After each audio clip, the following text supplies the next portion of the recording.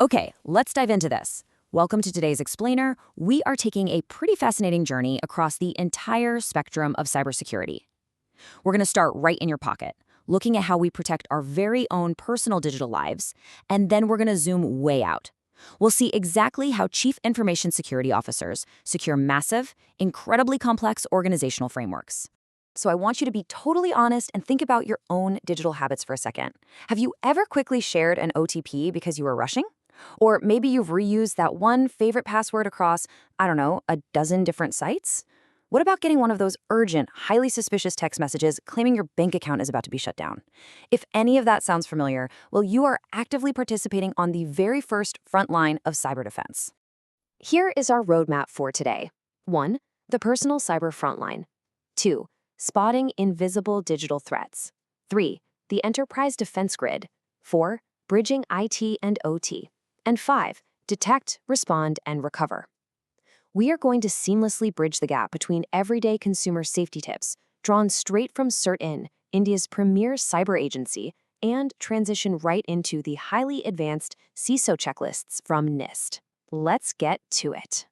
All right, starting off with Section 1, the personal cyber frontline. We're kicking things off with something incredibly intimate. Threats that target us as everyday internet users, or as CERT-In calls us, digital nagrics, meaning digital citizens. And honestly, this beautifully illustrates the absolute classic trap: phishing. Cyber criminals are absolute masters of disguise, right? They build these incredibly authentic-looking emails and websites just to trick you into handing over your digital keys. You might get an email that looks exactly like it's from your bank. The logo is there, the colors are right. But if you look really closely at the URL, it's something totally fake like casenterprise.in instead of your actual bank site. They want you to panic, click that link, and log in. So how do we actually outsmart them? The source material gives us some golden rules. First up, never react to messages that create a false sense of urgency. If it says your account will be deactivated today, just take a breath. That right there is a massive red flag. Also, keep an eye out for typing errors. If you see zeros replacing the letter O in words like account or password, or just incredibly poor grammar in general, that is your immediate warning sign that an attacker is trying to sneak past your spam filters. It's a dead giveaway. But the deception doesn't stop at your inbox. It rings your phone line too. This is vishing, voice phishing. Fraudsters impersonating trusted sources. They might pretend to be your bank, the income tax department, or literally even your gas agency. They'll spin up this elaborate story just to get your debit card details, or crucially, an OTP. Just remember this rule: never, ever share your OTP or PIN to receive money. But if you do get compromised, and hey, it happens to the best of us, the immediate action to take, according to CERT-In, is to dial 1930 to report the fraud and freeze your accounts. Moving right along to Section 2, spotting invisible digital threats. Let's shift gears from deception to outright stealth, looking at how malicious software secretly invades and just hides right in plain sight. If you've ever looked at your phone and wondered, wait, is this thing hacked? CERT-In provides a rapid-fire checklist of malware symptoms. Watch out for a sudden massive drop in device performance. Are you suddenly bombarded with frequent ads and weird pop-ups? Are programs opening, closing, or modifying completely on their own?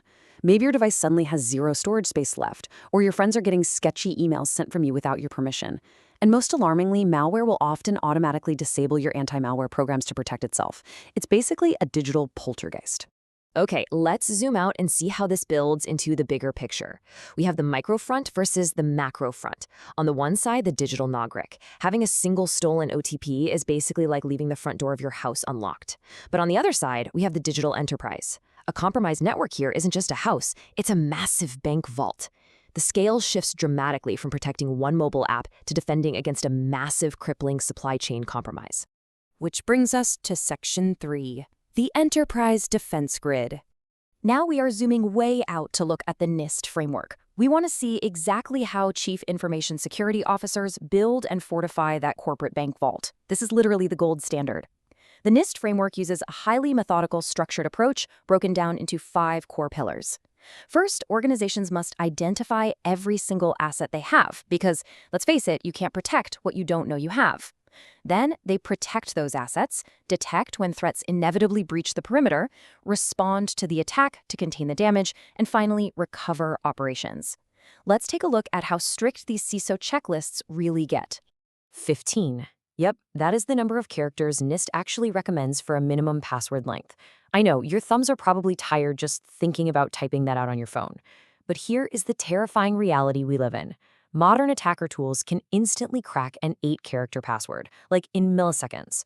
Length is actually a much more impactful factor in password strength than complexity. A 15-character password, or honestly better yet, a phrase pass, is the new absolute baseline for enterprise defense. So, the crucial point here is how organizations actually enforce this protection through strict tactics. First off, you absolutely must change all default manufacturer passwords before a device ever even touches the network. They also mandate separating standard user accounts from highly privileged admin accounts. But perhaps most importantly, they prioritize hardware FIDO keys over standard SMS for multi-factor authentication. SMS can easily be intercepted, guys. A physical hardware key is vastly more phishing resistant. They also disable Microsoft Office macros by default and strictly require approval before any new hardware or software is installed. No exceptions. Onward to Section 4, Bridging IT and OT. This is where we hit a fascinating challenge. The intersection where information technology, the digital world, collides with physical operational technology, the physical machines, pipelines, and power grids. What's honestly amazing here is that nestled deep within this super technical NIST checklist is a surprisingly human recommendation.